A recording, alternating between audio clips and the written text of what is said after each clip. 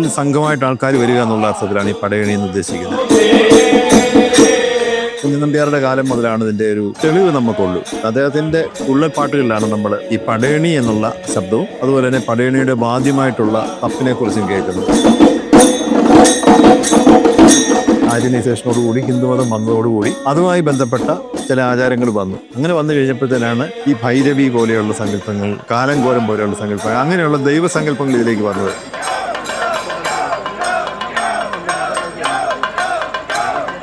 പച്ചപ്പാളയാണ് ഇതിന്റെ ക്യാൻവാസായിട്ട് ഉപയോഗിക്കുന്നത്. പ്രകൃതിയോട് പൂർണ്ണമായിട്ട് ഇണങ്ങി നിൽക്കുന്നതും അതുപോലെ പ്രകൃതിയെ തൊഴുതു നിൽക്കുന്നതും വണങ്ങി നിൽക്കുന്നതുമായിട്ടുള്ള കലാരൂപമാണ്.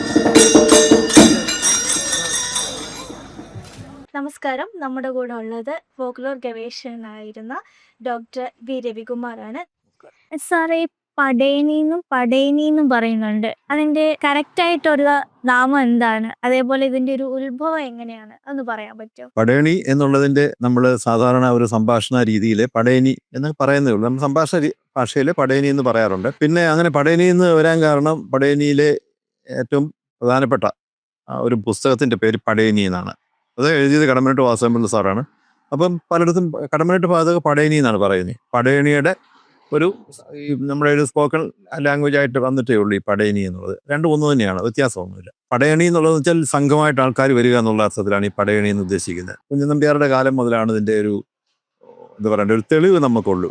അതായത് 18-ാം നൂറ്റാണ്ടിൽ 1705 ആ ഒരു കാലഘട്ടത്തിലാണ് കുഞ്ഞനമ്പ്യാരെ ജനിച്ച് മുന്നോട്ട് വരുന്നത്. അദ്ദേഹത്തിന്റെ ഈ തുള്ളൽപ്പാട്ടുകളിലാണ് നമ്മൾ പ്രധാനമായിട്ടും ഈ പടയണി എന്നുള്ള ശബ്ദവും അതുപോലെ തന്നെ പടയണിയുടെ വാദ്യമായിട്ടുള്ള തപ്പിനെ കുറിച്ചും കേൾക്കുന്നത്. അതിനു മുമ്പ് തുടങ്ങിയതായിരിക്കണം. ഏതാണ്ട് 3 നൂറ്റാണ്ട് നമുക്ക് പൂർണ്ണമായിട്ട് തെളിവ് നമ്മുടെ കയ്യിലുണ്ട്. അതിന്റെ പുറകോട്ടുണ്ടായിരിക്കണം. കാരണം ആ ഒരു കാലഘട്ടത്തിൽ അത്രയും നല്ലൊരു കലാരൂപം കുഞ്ഞനമ്പ്യാർ കാണണമെങ്കിൽ അതിന് മുമ്പ് വർഷങ്ങളുടെ ഒരു പഴക്കം ഇതിനുണ്ടായിരിക്കും. പക്ഷെ നമുക്ക് അങ്ങനെയുള്ള കൃത്യമായിട്ടുള്ള രേഖകളൊന്നുമില്ല. പക്ഷെ അല്ലെങ്കിൽ നമ്മുടെ ഒരു സംഘകാലം മുതലേ ഇതിനകത്ത് ചില പശീമർദ്ദ, മാടൻ എന്നൊക്കെ ഉള്ള സങ്കല്പങ്ങൾ കാണുന്നുണ്ട്. അതുകൊണ്ട് വളരെ പഴക്കമുള്ള കലാരൂപമായിട്ട് നമ്മൾ ഇതിനെ കണക്കാക്കുന്നു. ഇത് ക്ഷേത്രത്തിന്റെ ആചാര കലകളിൽ ഉൾക്കൊള്ളുന്നതാണോ? അനുഷ്ഠാന കല എന്നാണ് ഇത് അറിയപ്പെടുന്നത്. ഇതിലെ കലാംശം എന്ന് പറയുന്നത് ഇതിന്റെ കാണികളായിട്ടുള്ള ആൾക്കാർക്ക് അതിന്റെ ഒരു ആസ്വാദന തലത്തിൽ നിന്നുകൊണ്ട് ഇതിന് എത്താൻ വേണ്ടിയിട്ടുള്ളതാണ്. പക്ഷെ അതിനകത്തെ ആചാരം എന്ന് പറയുന്ന ഒട്ടേറെ സംഭവങ്ങൾ ഇതിനകത്തുണ്ട്. ഓരോ പടയണിയിലും അനുഷ്ഠാനത്തിന്റെ ഭാഗമായിട്ടുണ്ട്. പലയിടത്തും കളം വരച്ച് കളമെഴുതി പാട്ടൊക്കെ ഇതിന്റെ മുന്നോടിയായിട്ടുണ്ട്. പിന്നെ ഒരുപാട് ഒരുക്കുകളുണ്ട്. അങ്ങനെ പല കാര്യങ്ങളും ഇതിൻ്റെ ആചാരങ്ങളിലുണ്ട്. എന്നാൽ ഈ നമ്മൾ കാണുന്നത് അതിൻ്റെ ഒരു കലാരൂപം മാത്രമാണ്. അത് കൃത്യമായിട്ട് നമ്മൾ ഈ ശാസ്ത്രീയ കലകളെ പോലെ തന്നെ ഏതാണ്ട് 2-3 വർഷങ്ങൾ പഠിച്ചതിന് ശേഷമാണ് കളരിയിൽ പഠിച്ച് അതിൻ്റെ ചുവടുകൾ ചവിട്ടുന്നവർ ചുവട് മുഴുവൻ പഠിക്കണം, അതിന് പാടുന്നവർ പാട്ട് പഠിക്കണം, അതിന് താളം കൊട്ടുന്നവർ അതിൻ്റെ താളം പഠിക്കണം. അപ്പോൾ ഇതെല്ലാം പ്രത്യേകമായിട്ട് പഠിക്കണം. മൂന്നാമതിനുള്ള വേറൊരു പ്രത്യേകത എന്ന് പറഞ്ഞാൽ ഇതിനുള്ള കോലങ്ങൾ എഴുത്ത് അതും പഠിക്കണം. അപ്പൊ അങ്ങനെ ഇതെല്ലാം പരിശീലനം കിട്ടിയെങ്കിൽ മാത്രമേ പറയാൻ പറ്റത്തുള്ളൂ. എന്നിട്ടും ഇതിനെ നാടൻ കലകൾ എന്നാണ് പറയുന്നത്. നാടൻ കലകൾ എന്ന് പറയുന്നു എങ്കിൽ പോലും ഇതിന് നമ്മുടെ മറ്റേ നൃത്തരൂപങ്ങളൊക്കെ അഭ്യസിക്കുന്നവരുള്ള എല്ലാ അംശങ്ങളും ഉണ്ട്. സാറ് ഇപ്പൊ പറഞ്ഞല്ലോ നമുക്കതിന് കോലം കെട്ടണം, വാദ്യങ്ങളുണ്ട്, അങ്ങനെ. അപ്പൊ ഏത് ക്ഷേത്രമായി ബന്ധപ്പെട്ടായിരിക്കും ഏറ്റവും കൂടുതൽ നടക്കുന്നത്? അതേപോലെ ഏതൊക്കെ കോലങ്ങൾ ഉണ്ടാവും, വ്രതങ്ങൾ എടുക്കണോ, അങ്ങനെ അതിനെ കുറിച്ചിട്ടൊന്ന് പറയുമോ? പടയണിയുടെ പ്രാരംഭഘട്ടത്തില് പഞ്ചകോലങ്ങളായിരുന്നു ഉണ്ടായിരുന്നത്. യക്ഷി, പക്ഷി, മാടൻ, മറുത, പിശാച്, അതാ പഞ്ചകോലങ്ങൾ. അപ്പൊ അതിന്റെ ഒരു പ്രത്യേകത എന്ന് പറയുന്നത് അത് പണ്ട് മുതലേ ഉള്ള ഒരു സങ്കല്പമാണ്. പിന്നീട് ഈ നമ്മളുടെ സാമൂഹിക പരിവർത്തനത്തിന്റെ അല്ലെങ്കിൽ സാമൂഹിക പുരോഗതിയുടെ ഭാഗമായിട്ട് ഇവിടെ പല മതങ്ങളും വന്നതിന് ശേഷം, പ്രത്യേകിച്ച് ഹിന്ദുമതം ഒരു 8-ാം നൂറ്റാണ്ട് 9-ാം നൂറ്റാണ്ട് കാലത്തിൽ ആര്യനൈസേഷനോടുകൂടി ഹിന്ദുമതം വന്നതോടുകൂടി അതുമായി ബന്ധപ്പെട്ട ചില ആചാരങ്ങൾ വന്നു. അങ്ങനെ വന്നു കഴിഞ്ഞപ്പോഴത്തേനാണ് ഈ ഭൈരവി പോലെയുള്ള സങ്കല്പങ്ങൾ, കാലങ്കോലം പോലെയുള്ള സങ്കല്പങ്ങൾ, അങ്ങനെയുള്ള ദൈവസങ്കല്പങ്ങൾ ഇതിലേക്ക് വന്നത്. അതിനു മുമ്പ് അങ്ങനല്ല. പഞ്ചകോലങ്ങൾ ആ രീതിയിലുള്ള ദൈവസങ്കല്പമല്ല. മറിച്ച് നമ്മൾ ആരാധനയോടുകൂടി ഇന്ന് പുരാണബദ്ധമായിട്ടുള്ള ഈ കോലങ്ങൾ വന്നത് പിന്നീടാണ്. അപ്പോൾ അതോടുകൂടി ഈ 5 കോലങ്ങളുടെ കൂടെ നമ്മൾ കൂടുതലായിട്ട് ഭൈരവിക്കോലവും പിന്നെ അതേപോലെ കാലങ്കോലവും വന്നു. അത് രണ്ടും പുരാണബദ്ധമായിട്ടുള്ള കോലങ്ങളാണ്. അപ്പോൾ ഇത് മധ്യ തിരുവിതാംകൂറിലെ ക്ഷേത്രങ്ങൾ, മധ്യ തിരുവിതാംകൂറിലെ കാവുകളാണ് ശരിക്കും പണ്ട് കാലത്ത്. ഈ കാവുകൾ പിന്നീടാണ് ക്ഷേത്രങ്ങളായിട്ട് മാറിയത്. ഈ ആര്യനൈസേഷന് ശേഷമാണ്. ഇവിടുത്തെ ദേവതമാരൊക്കെ തന്നെ പുരാണങ്ങളുമായി ബന്ധപ്പെടുത്തി, ശിവന്റെ മകളായിട്ടൊക്കെ ബന്ധപ്പെടുത്തി പിന്നീടാണ്. അതിന് മുമ്പുള്ള രീതിയിലാണ് ഇത് അറിയപ്പെടുന്നത്. ഇപ്പൊ കടമ്മനിട്ട കാവ്, പുതുക്കുളങ്ങര കാവ്, പോട്ടൂക്കാവ്, ഇങ്ങനെ ഓരോ കാവ് ചേർത്തായിരുന്നു. പനമറ്റത്ത് കാവ്, ഇങ്ങനെ കാവ് ചേർത്താണ് ഇതെല്ലാം പറയുന്നത്. പക്ഷെ ഇപ്പൊ അതെല്ലാം കാവ് മാറി അവിടെ എല്ലാം ക്ഷേത്രമായി. ഇപ്പൊ പഴയ പേര് മാത്രമേ അവശേഷിക്കുന്നുള്ളൂ. കാവ് വളരെ അപൂർവമായിട്ട് പോട്ടൂക്കാവ് പോലെയുള്ള ചില ക്ഷേത്രങ്ങളിൽ നമുക്ക് കാവും കാണാൻ പറ്റും. മറ്റേത് ക്ഷേത്രമായിട്ട് മാറി.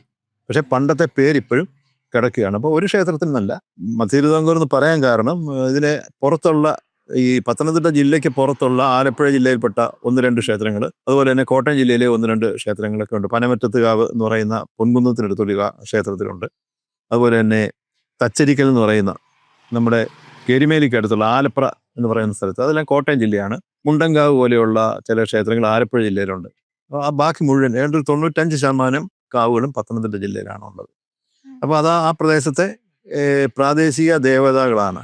തട്ടകത്തമ്മ എന്നൊക്കെ നമ്മൾ പറയത്തില്ലേ, വടക്കോട്ടൊക്കെ തട്ടകത്തമ്മ എന്ന് പറയുന്ന പോലെ ഈ ദേശപരദേവത എന്നൊക്കെ പറയുന്ന പോലെ കടമ്മനിട്ടയുടെ പേര്, കടമ്മനിട്ട ഒരു സ്ഥലപ്പേരാണ്. പക്ഷെ കടമ്മനിട്ട കാവ്, അവിടെ കടമ്മനിട്ട ഭഗവതി, കുന്നന്താനം ഭഗവതി, ഇങ്ങനെ ഓരോ മാടപ്പള്ളി ഭഗവതി, ഇവിടെ എല്ലാം പടയണിയുള്ള സ്ഥലങ്ങളാണ്. അപ്പോൾ അതെല്ലാം ആ പ്രദേശത്തിന്റെ പേരിലാണ് അറിയപ്പെടുന്നത്. ഈ പ്രാദേശികവാസികളാണോ ഈ കോലം കെട്ടുന്നത്, അല്ല അതിന് വേണ്ടിയിട്ടുള്ള തയ്യാറെടുപ്പുകളെല്ലാം ചെയ്യുന്നത്, കോലം വരയ്ക്കുന്നത്? പ്രാദേശികമായിട്ടുള്ള ആൾക്കാർ ആ ഒരു കരയിലെ, ഇപ്പൊ കരപ്പടയണി എന്ന് പറയുന്നുണ്ട്. അതല്ലാതെ ഈ കരയിൽ നിന്ന് വേറെ ചില സ്ഥലങ്ങളിൽ പോയി പടയണി നടത്തുന്നുണ്ട്. ഉദാഹരണത്തിന് കുന്നന്താനത്തെ പടയണി കരയാണ്. കുന്നന്താനത്തെ പടയണിക്കാരാണ്. തൃക്കുടുത്താനത്ത് മാലൂർ കാവിലെ, അതുപോലെ തന്നെ നമ്മുടെ മുക്കാട്ടുപടിക്കടുത്തൊരു ക്ഷേത്രമുണ്ട്. അവിടെ എല്ലാം ചെന്ന് കളിക്കുകയാണ്. അവിടേക്ക് പോകുമ്പോൾ നമ്മൾ ഈ ബാലറ്റ് ട്രൂപ്പ് വരുന്ന പോലെ ഒരു സംഭവമേ ഉള്ളൂ. എന്നാൽ കരപ്പടയണി അങ്ങനെയല്ല. ആ കരയിലുള്ള ആൾക്കാർ തന്നെ പരിശീലിച്ച്, ആ കരയിലുള്ള ആൾക്കാർ തന്നെ ഇതിൻ്റെ കോല എഴുതി പാട്ടുപാടി അവർ തന്നെ തുള്ളുന്നു. അപ്പോൾ ഒരു ദേശത്തിൻ്റെതായിട്ടുള്ള ഒരു ഉത്സവമായിട്ട് മാറും. പിന്നെ ഈ കോലം ഇടതു സമുദായത്തിൽപ്പെട്ടവരാണ് ആദ്യം എഴുതിയിരുന്നത്. പക്ഷെ ഇന്നിപ്പോൾ ആ രീതിയിൽ ഇല്ല. ചില ക്ഷേത്രങ്ങളിൽ അവരുടെ ഒരു അവകാശം പോലെ അത് ചെയ്യുന്നുണ്ട്.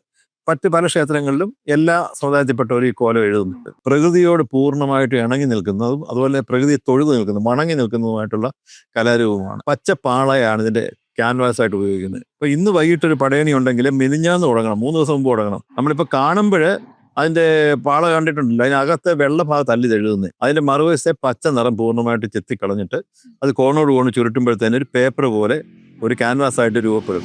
അതിലാണ് വരയ്ക്കുന്നത്. ഇപ്പൊ 5 നിറങ്ങളാണ് ഇതിൽ ഉപയോഗിക്കുന്നത്. അത് പഞ്ചവർണ്ണങ്ങളിലുള്ള നിലയിലാണ്. അതിനകത്തെ പച്ച പാളയിലുള്ള പച്ച തന്നെ നിർക്കും. അല്ലെങ്കിൽ അത് ചെത്തി അതിൽ വേറെ നമ്മൾ തയ്ച്ചു വെക്കും, ഇറക്കിൽ കൊണ്ട് കുത്തി ഉടക്കി വെക്കും. പച്ചയ്ക്ക് പാളയിലെ പച്ച, വെള്ളയ്ക്കും പാളയിലെ വെള്ള.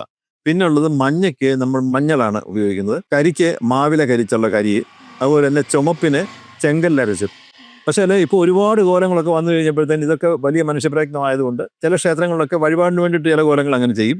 ബാക്കി വാട്ടർ കളറൊക്കെ ഉപയോഗിക്കും. പക്ഷെ പാളയ്ക്കൊന്നും മാറ്റമില്ല. ചിലരൊക്കെ കളർ ഇപ്പോൾ ഉപയോഗിക്കാറുണ്ട് ചില ക്ഷേത്രങ്ങളിലൊക്കെ. ചിലയിടത്ത് പഴയ രീതിയിൽ തന്നെ മണ്ണരച്ച് ചെങ്കല്ലരച്ച് ചുവപ്പും മാവില കരിച്ച കരിയും മഞ്ഞളും പിന്നെ മഞ്ഞച്ചണ്ണ എന്ന് പറഞ്ഞൊരു തരം കൂവയുണ്ട്, അതിന്റെ കിഴങ്ങ് ചതച്ച് ആ നിറവാണ് ഇതിന്റെ കളറിന് ഉപയോഗിക്കുന്നത്. ഈ കലാരൂപ, ഈ പടയണി എന്ന കലാരൂപ ഇന്ന് അന്യം നിന്ന് പോകുന്നു എന്നൊരു തോന്നൽ അല്ലെങ്കിൽ എന്നൊരു വിലയിരുത്തലുണ്ടോ? പടയണി പൊതുവെ ഇപ്പം മധ്യ തിരുവിതാംകൂറിൽ വളരെ ആവേശത്തോടുകൂടി ഈ പുനർജനിച്ചെന്ന് പറയുന്നത് ശരിയല്ല, എല്ലായിടവും പടയണി ഉണ്ടായിരുന്നു. പക്ഷെ ഇന്ന് കൂടുതൽ ഉത്സാഹത്തോടു കൂടി വരുന്നതായിട്ടാണ് കാണുന്നത്. എല്ലാ ക്ഷേത്രങ്ങളിലും പടയണി, കരകളിൽ ചിലയിടത്തൊക്കെ ഈ സംഘങ്ങൾ ഇല്ലാതിരുന്നത് പോലും ഇപ്പൊ പടയണി പരിശീലിപ്പിച്ച് പുതിയ അതിലേക്ക് വന്നു. ഇപ്പൊ അയിരൂർ എന്ന് പറഞ്ഞൊരു അടുത്തൊരു സ്ഥലമുണ്ട്. അയിരൂരിലെ കഴിഞ്ഞ 2 വർഷമായിട്ട് അയിരൂർ നിവാസികളാണ്. അതിന് മുമ്പ് മറ്റേ പലയിടത്തു നിന്ന് വന്ന് പടയണി അനുഷ്ഠിക്കുകയായിരുന്നു. ഇപ്പൊ അയിരൂർ നിവാസികൾ പഠിച്ചു. കുന്നന്താനത്ത് പടയണി അങ്ങനെയായിരുന്നു. ഒരു 2005 കാലത്ത് അവിടെ മറ്റുള്ള ക്ഷേത്രങ്ങളിൽ നിന്ന് വന്ന് ചെയ്യുകയായിരുന്നു. പക്ഷെ 2005 അവിടെ പരിശീലിച്ച് 2005 മുതൽ ഇപ്പം ഏതാണ്ട് 20 വർഷമായിട്ട് 21 വർഷമായിട്ട് അവിടുത്തെ പിള്ളേർ തന്നെയാണ്, അവിടുത്തെ കുട്ടികൾ തന്നെയാണ് അവിടെ പടയണി ചെയ്യുന്നത്. ഇത് പൂർണ്ണമായിട്ടും ഈ വസൂരി രോഗവുമായി ബന്ധപ്പെട്ടായിരുന്നു ഈ പടയണിയുടെ ഒരു കഥ, ഒരു വിശ്വാസം ജനങ്ങളുടെ. വസൂരിയുടെ വിത്തുകൾ വിതയ്ക്കുന്നത് ഭദ്രകാളിയാണ്, അത് ശമിപ്പിക്കുന്നത് ഭദ്രകാളിയാണ്. അതുകൊണ്ട് ദേവി പ്രീണനത്തിന് വേണ്ടിയിട്ടാണ് ഈ പടയണി അനുഷ്ഠിച്ചിരുന്നത്. അപ്പം അതിന് ചേരുന്ന രീതിയിലുള്ള ഒരു കഥ നമ്മുടെ ശിവപുരാണത്തിൽ, ലിംഗപുരാണത്തിൽ നിന്ന് സ്വീകരിച്ചിട്ടുണ്ട്. ദാരികാസുരനെ നിഗ്രഹിക്കുന്നത്, ദാരികാസുരന്റെ ഭാര്യയായ മനോദരിയാണ് ഇത് ആദ്യമായിട്ട് ഈ ഭദ്രകാളിയുടെ മേൽ തളിച്ച് അങ്ങനെ ഒരു രോഗം വന്നു എന്നൊക്കെ കഥകളുണ്ട്. കഥകളൊക്കെ പല മനോഹരമായിട്ട് അതിന്റെ പിന്നിലുണ്ട്. പക്ഷെ ഇന്നിപ്പം ഇതെല്ലാം മാറി. കാരണം എഡ്വേർഡ് ജെന്നർ ഗോവസൂരി പ്രയോഗത്തിലൂടെ ഈ വസൂരിയെ പൂർണ്ണമായിട്ടും കീഴടക്കിയല്ലോ. അതോടെ ആ വിശ്വാസത്തിന്റെ ഒരു കോട്ടം വന്നപ്പോൾ പടയണിക്ക് ഇടക്കാലത്ത് ഒരു 60 മുതലൊരു 80 വരെ 80-85 വരെയൊക്കെ ചെറിയ രീതിയിൽ വിശ്വാസം നഷ്ടപ്പെട്ടു. അപ്പോൾ ഈ ഫോക്ലോറിന് ഒരു ധർമ്മം ഉണ്ടെങ്കിലേ ഒരു ഫോക്ലോർ നിലനിൽക്കത്തുള്ളൂ. അപ്പോൾ വിശ്വാസം പോയതോടുകൂടി നമുക്ക് എന്താ പറയണ്ടേ, ഈ കലാരൂപത്തിന് ചെറിയ ഇടിവ് വന്നു. ആ സമയത്ത് ക്ഷേത്രത്തിലേക്ക് വേറെ കലാരൂപങ്ങൾ കയറി വന്നു. ഈ ബാലെ പോലെയും അതിനുശേഷം മിമിക്സ് പരേഡ് പോലെയും ഗാനമേള പോലെയൊക്കെ ഉള്ളു പിന്നീട് ഇടിച്ചു കയറിയതാണ്. കാരണം ഇതിൻ്റെ ഒരു പിൻവലിഞ്ഞപ്പോഴത്തേന്. പക്ഷേ ഇപ്പം അത് മാറി. വീണ്ടും എല്ലാ ക്ഷേത്രങ്ങളിലും പടയണി. ഇപ്പം ഇന്നിപ്പോൾ എലന്തൂർ പടയണിയാണ്, അവിടെ 10 ദിവസമായിട്ട് പടയണി നടക്കുക. അങ്ങനെ ആ രീതിയിലേക്ക് പടയണി തിരിച്ചു വന്നതായിട്ടാണ് വന്നത്. പക്ഷേ ഇപ്പോഴും ഒരു വിശ്വാസങ്ങളുണ്ട്. പണ്ട് വസൂരി ആയിരുന്നെങ്കിൽ ഇപ്പം പുതിയ ഒരുപാട് വിശ്വാസങ്ങൾ, നമ്മുടെ മരണഭയം അകറ്റും, കാലം കോരം തുള്ളിയ മരണത്തിൽ നിന്ന് മുക്തി കിട്ടും എന്നൊക്കെയുള്ള വിശ്വാസമുണ്ട്. ശത്രു സംഹാരം, ശിശു പീഡകൾ, സ്ത്രീരോഗങ്ങൾ, ഇങ്ങനെ പല രീതിയിലുള്ള പിതൃപൂജ, അങ്ങനെയൊക്കെ പല വിശ്വാസങ്ങൾ പുതിയ കാലത്തുണ്ട്. മാത്രമല്ല ഈ കലയോടും സംസ്കാരത്തോടും ഒക്കെ ഈ സാമൂഹിക സംഘടനകൾക്കൊക്കെ താല്പര്യമുള്ളതുകൊണ്ട് അവരിതിനെ ഒരു സാംസ്കാരിക രീതിയിൽ പ്രോത്സാഹിപ്പിച്ചു. അതുപോലെ തന്നെ നമ്മുടെ അക്കാഡമികളൊക്കെ ഇതിനെ പാഠ്യവിഷയമായിട്ട് സ്വീകരിച്ചു. നമ്മുടെ MG യൂണിവേഴ്സിറ്റിയിലും കേരള യൂണിവേഴ്സിറ്റിയിലും ഒക്കെ പടയണി ഒരു പാഠ്യവിഷയമാണ്. അപ്പോൾ ആ രീതിയിലൊക്കെ വന്നതോടുകൂടി പടയണി ഒരു സമൂഹത്തിന്റെ ഭാഗമായിട്ട് മാറി. ഈ പടയണിയിൽ നമ്മൾ ഈ സാറ് പറഞ്ഞല്ലോ കുറേ പടയണികളുണ്ടെന്ന്. അതിന് ഓരോന്നിനും ഓരോരോ മിത്തുകളുണ്ടോ? അതേപോലെ തന്നെ ഈ എന്തൊക്കെ വാദ്യോപകരണങ്ങളാണ് ഇത് ഉപയോഗിക്കുന്നത്, വായ്ത്താരികൾ, അതിനെ കുറിച്ചിട്ടൊന്നും ഡീറ്റെയിൽഡ് ആയിട്ട് പറയാമോ? ദാരികാസുരനെ നിഗ്രഹിച്ച കഥയാണ് പടയണിയുടെ മിത്തായിട്ട് വരുന്നത്. അപ്പോൾ ദാരികാസുരനെ ഈ ദേവേന്ദ്രനെ വരെ വെല്ലുവിളിച്ച് ആ ദേവപദം പോലും കീഴടക്കുമെന്ന് ഭയന്നിട്ടാണ് ഭഗവാന്മാരെല്ലാം കൂടെ ശിവന്റെ അടുക്കൽ ചെല്ലുകയും ശിവൻ കണ്ണിൽ നിന്നാണ് ഭദ്രകാളിയെ, അതിനെ യോജിച്ച രീതിയിലുള്ള യൗവനയുക്തയായ ഭദ്രകാളിയാണ് സൃഷ്ടിച്ച് ദാരികാസുരനെ നിഗ്രഹിക്കാനായിട്ട് വിടുന്നത്. വേതാളത്തിന്റെ പുറത്ത് കയറിയിരുന്നാണ് പോകുന്നത്. വേതാളത്തിന് വേതാളവുമായിട്ടൊരു ഓഫറുണ്ട്. എത്രമാത്രം രക്തം വേണമെങ്കിലും തരാം, മതി വരുവോളം രക്തം തരാമെന്നാണ് പറയുന്നത്. അങ്ങനെ പോയി ദാരികാസുരനെ ഭദ്രകാളി നിഗ്രഹിക്കുന്നു. പക്ഷെങ്കിൽ ഈ വേതാളത്തിന് ആവശ്യം രക്തമായില്ല. അപ്പോൾ ഭദ്രകാളിയുടെ പിന്നാലെ ഈ വേതാളവും വരുന്നുണ്ട്. ഇപ്പം നമ്മുടെ മറ്റു ചില കലാരൂപങ്ങൾ അതുമായി ബന്ധപ്പെട്ടാണ് പോകുന്നത്. കുത്തിയോട്ടം പോലെയൊക്കെയുള്ള ഈ വേതാളത്തിന്റെ വരവുമായിട്ട് ബന്ധമുണ്ട്. നമുക്കതില്ല. പടയണിയിലേത് ഈ ദാരികാസുരനെ നിഗ്രഹിച്ച് അലറി വിളിച്ച് വരുന്ന ദേവിയുടെ കോപം അടക്കാൻ പറ്റുന്നില്ല. ഒരാളെ നിഗ്രഹിച്ചുകൊണ്ട് കോപം അടക്കുന്നില്ല. അപ്പോൾ ശിവനും ഒക്കെ ആകെപ്പാടെ ഒരു ഭയമായി, എന്താണ് അടുത്തത്? അപ്പോഴത്തേന് ശിവൻ തൻ്റെ ഭൂതഗണങ്ങളോട് പറയുകയാണ് നൃത്തഗീത വിനോദങ്ങൾ ആടാനായിട്ട്. അതുകൊണ്ടാണ് പടയണിയിൽ നൃത്തമുണ്ട്, ഗീതമുണ്ട്, വിനോദമുണ്ട്. വിനോദത്തിന്റെ ഭാഗമായിട്ട് പടയണിയിൽ നാടകങ്ങളാണ് വരുന്നത്. ഒരുപാട് നാടകങ്ങളുണ്ട്. ശർക്കര കുടക്കാരനെ, പുലയൻ പുറപ്പാട്, അങ്ങനെ കുറേയേറെ 10-30ഓളം നാടകങ്ങൾ പല കരകളിലായിട്ട് നിലവിലുണ്ട്. അപ്പം നൃത്തഗീത വിനോദകാരണി എന്നാണ് ഭഗവതിയെ സംബോധന ചെയ്യുന്നത്. അങ്ങനെ ഈ പടയണി തുള്ളുന്നത്. അതുകൊണ്ടാണ് ശിവന്റെ ഭൂതഗണങ്ങളായതുകൊണ്ടാണ് നമ്മൾ പിശാച്, യക്ഷി, മാടൻ, മറുത എന്നൊക്കെ പറയുന്ന ഭൂതഗണങ്ങളാണ്. അങ്ങനെയുള്ള ഒരു നൃത്തമാണ് നമ്മൾ കാണുന്നത്. പിന്നീട് ഈ ഞാൻ മുമ്പേ പറഞ്ഞല്ലോ, ഈ ആര്യൻസേഷന് ശേഷമാണ് ഈ കാലൻ കോലം പോലെയും ഭൈരവി കോലം പോലെയുമുള്ള ഈ കോലങ്ങൾ ഇതിലേക്ക് വരുന്നത്. ഇതിനെ ഉപയോഗിക്കുന്നത് വാദ്യം തപ്പാണ്. ആ തപ്പെന്ന് പറയുന്നത് മറ്റ് നമ്മളുടെ ഈ തോൽവാദ്യങ്ങളുണ്ടല്ലോ അതിൽ നിന്ന് വ്യത്യസ്തമാണ്. നമ്മൾ കണ്ടിട്ടുണ്ട് എല്ലാത്തിനും 2 തലയുണ്ട്, ഇടംതലയും വലംതലയും ഉണ്ട്. ഇവ തമ്മിൽ മുറുക്കിയാണ് ഇത് ചെയ്യുന്നത്. അല്ലെങ്കിൽ തന്നെ ഇപ്പൊ തബല പോലെയൊക്കെ ഉള്ളതാണെങ്കിൽ പോലും അതിന് ആ പ്രതലത്തിന് ടെൻഷൻ കൂട്ടാനായിട്ട് അതിന് വേറെ ഈ കട്ടയൊക്കെ വെച്ച് മുറുക്കുന്നുണ്ട്. ആ സംഭവം ഇതിനില്ല. ഇത് 3 അല്ലെങ്കിൽ 5 ഈ പ്ലാവിന്റെ വേരയിലോ കൊന്നയുടെ വേരയിലോ മുളംകുറ്റിയിലോ ഒക്കെ ഉള്ള ഈ ഫ്രെയിം ഒരു വട്ടം ഉണ്ടാക്കിയെടുക്കും. അത് 3 അല്ലെങ്കിൽ 5 കട്ടകളാണ്. 5ആയിട്ടുള്ള പീസ് അതാഴ്ച അങ്ങനെ വരും.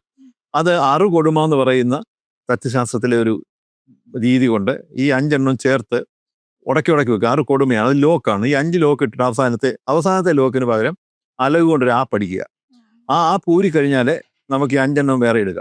ഈ വളയത്തേല് ഈ മുളംകുറ്റി കൊണ്ടോ അല്ലെങ്കിൽ പ്ലാവിന്റെ വേര് കൊണ്ടോ ഉണ്ടാക്കിയിരിക്കുന്ന വളയത്തേല് എരുമയുടെ തോലൊട്ടിച്ചാണ് തപ്പുണ്ടാക്കുന്നത്. അപ്പൊ എരുമയുടെ തോലൊട്ടിക്കാൻ കാരണം പോത്തിൻ്റെത് ഉപയോഗിക്കാത്തത് ഇതിന്റെ ഈ ശ്രുതിഭേദം വരുത്തുന്നത്, അതായത് ഈ പ്രതലത്തിന് ടെൻഷൻ കൂട്ടുന്നത്, ഈ ശബ്ദം ഉണ്ടാകാൻ വേണ്ടിയിട്ട് തീക്കൽ വെച്ച് നല്ല ചൂടുള്ള തീക്കൽ വെച്ച് കായ്ക്കുകയാണ്. അപ്പൊ പോത്തിനുള്ള പ്രശ്നം എന്ന് പറഞ്ഞു കഴിഞ്ഞാൽ പോത്തിന്റെ പുറത്തൊക്കെ ഈ ചാട്ടക്കുള്ള അടി ഒക്കെ വന്നിട്ടുള്ളത് കൊണ്ട് ഈ തീക്കൽ അടുക്കരിക്കുമ്പോഴത്തേന് അത്രയും ഭാഗത്തെ ഈ സെല്ലുകളെല്ലാം ചില പൊട്ടിയതായിരിക്കും, അവിടെ വെച്ച് ഇതങ്ങ് പൊട്ടിപ്പോവും. എരുമയെ നമ്മൾ താലോലിച്ച് വളർത്തുന്നതായതുകൊണ്ട് അതിനെ അങ്ങനെയുള്ള അടിയൊന്നും കിട്ടിയിട്ടില്ലാത്തതുകൊണ്ടാണ് എരുമത്തോല് ഉപയോഗിക്കുന്നത്. അപ്പൊ എരുമത്തോല് കൊണ്ടാണിത് ഈ തപ്പ്. അത് പടയണി തുടങ്ങുന്നതിന് 1 മണിക്കൂർ മുമ്പ് നല്ല വിറക് കത്തിച്ച് അതിൻ്റെ അടുക്കൽ ഇതിങ്ങനെ തീക്ക വെച്ച് ചൂടാക്കി എടുക്കും. പാണലെല്ലാം കൊണ്ട് അത് പദം വരുത്തും, കൈ പൊള്ളാത്ത ഒരവസ്ഥയിലേക്ക് കൊണ്ടുപോകും. അപ്പോൾ 1-2 കോലങ്ങൾ തുള്ളി കഴിയുമ്പോഴത്തേന് അതിൽ ടെൻഷൻ കുറേ, അതിന് ചൂട് പോകും. അപ്പോഴത്തേന് അത് തിരിച്ചു കൊണ്ടതിന് എടുത്തോളൂ. അപ്പൊ അങ്ങനെ ചൂടായിക്കൊണ്ടേയിരിക്കും. ആ രീതിയിലുള്ള തപ്പാണ് ഇതിന് ഉപയോഗിക്കുന്നത്. പിന്നെ ഇലത്താളം ഉപയോഗിക്കും. പടയണി ഏത് സീസണിലാണ്, ഏത് സമയത്താണ് ഏറ്റവും കൂടുതലും ഈ അമ്പലങ്ങളിൽ നടത്തുന്നത്? ധനുമാസം മുതൽ, ആദ്യത്തെ ധനുമാസത്തിലാണ് അത്. നമ്മളുടെ പെണ്ണിക്കുളത്തിന് തെള്ളൂർക്കാവിൽ ആദ്യത്തെ പടയണി തുടങ്ങും. ഡിസംബർ അവസാനം തുടങ്ങും. അന്ന് തുടങ്ങി കഴിഞ്ഞാൽ പിന്നെ ഇങ്ങോട്ട് ജനുവരി ഫെബ്രുവരി മാസത്തിൽ ധാരാളം പടയണിയുണ്ട്, മാർച്ചിലും ഉണ്ട്. അത് കഴിഞ്ഞ് ഏപ്രിലോടുകൂടി വീണ്ടും കുറഞ്ഞു തുടങ്ങും. കടമ്പനിട്ട പടയണിയോടുകൂടി തീരും. അപ്പൊ ഈ 4 മാസമാണ്. ഈ 4 മാസം വരാൻ കാരണം എന്ന് പറഞ്ഞാൽ ഈ 4 മാസമാണ് മഴ കുറവുള്ള സമയം. ബാക്കിയുള്ള സമയങ്ങളിൽ മഴ ഉണ്ട്, മഴയില്ലാത്ത ഒരു സമയമാണ്. ഈ സമയത്ത് കൃഷിയെല്ലാം കഴിഞ്ഞിട്ട് ഈ പാടങ്ങളെല്ലാം നമുക്ക് വേണമെങ്കിൽ ഉത്സവം നടത്താവുന്ന പരുവത്തിലായിരിക്കും. അതുകൊണ്ട് പലയിടത്തും ഈ സദസ്സുകൾ മുഴുവൻ, ഇതിന്റെ അരങ്ങ് മുഴുവൻ ഈ പാടത്തൊക്കെ ആയിരുന്നു. ഇപ്പോഴാണ് അത് ക്ഷേത്ര മൈതാനിയായിട്ട് മാറിയത്. അപ്പോൾ ആ ഒരു കാലഘട്ടം മഴയില്ലാത്തത്. പിന്നീട് ഹിന്ദു മത വിശ്വാസം അനുസരിച്ച് ദേവിയുടെ ജന്മദിനം അധികവും വരുന്നത് ഈ ഭരണി നാളിനോട് ചേർത്താണ്. അത് മകരഭരണി, കുംഭഭരണി, മീനഭരണി, മേടഭരണി. അപ്പോൾ ഈ ഭരണിയോടടുത്ത് ആണ് പല ക്ഷേത്രങ്ങളിലും ഈ പടയണി അനുഷ്ഠിക്കുന്നത്. അപ്പൊ ഈ പടയണിയും തെയ്യവും തമ്മിൽ എങ്ങനെയാ വേറിട്ട് നിൽക്കുന്നതെന്ന് പറയാൻ പറ്റുമോ? നമുക്ക് ഈ പടയണിയും തെയ്യവും തമ്മിൽ ഒത്തിരി വ്യത്യാസങ്ങളുണ്ട്. പടയണി പൂർണ്ണമായിട്ടും ഞാൻ പറഞ്ഞില്ലേ പ്രകൃതിദത്തമായ സാധനങ്ങളേ ഉള്ളൂ. തെയ്യം അങ്ങനല്ല. തെയ്യത്തിനകത്ത് കൃത്യമായിട്ട് ഉണ്ടാക്കി വെച്ചിരിക്കുന്നതിൽ ആടയാഭരണങ്ങൾ, ചട്ടക്കൂടുകളുണ്ട്. അതേലെ ആ സമയമാകുമ്പം കുരുത്തോല കൊണ്ടും തെച്ചിപ്പൂക്കൾ കൊണ്ടും ഒക്കെ ചില അലങ്കാരങ്ങൾ ചെയ്യുന്നു എന്നേ ഉള്ളൂ. പിന്നെ ഉള്ളത് ഇവിടെ കൃത്യമായിട്ടുള്ള കോലങ്ങളേ ഉള്ളൂ. 5 പഞ്ചകോലങ്ങൾ, അതിൻ്റെ കൂടെ ഭൈരവിക്കോലം, കാലങ്കോലം, അങ്ങനെയൊക്കെയുള്ള കോലങ്ങളേ ഉള്ളൂ. മറ്റത് അങ്ങനല്ല. അത് അവിടുത്തെ പ്രാദേശിക ദൈവങ്ങളാണ്, പ്രാദേശിക വീരന്മാര്. പ്രാദേശികമായിട്ട് പല ചതിക്കപ്പെട്ട സ്ത്രീകളെ, പതിവ്രതയായവരെ പിന്നീട് ദൈവമായിട്ട് മാറുന്നു, വീരന്മാര് ദൈവമായിട്ട് മാറുന്നു. അതിന്റെ കൂടെ തന്നെ പുരാണ കഥാപാത്രങ്ങൾ, ഭഗവതിമാരൊക്കെ ദൈവമായിട്ട് വരുന്നുണ്ട്.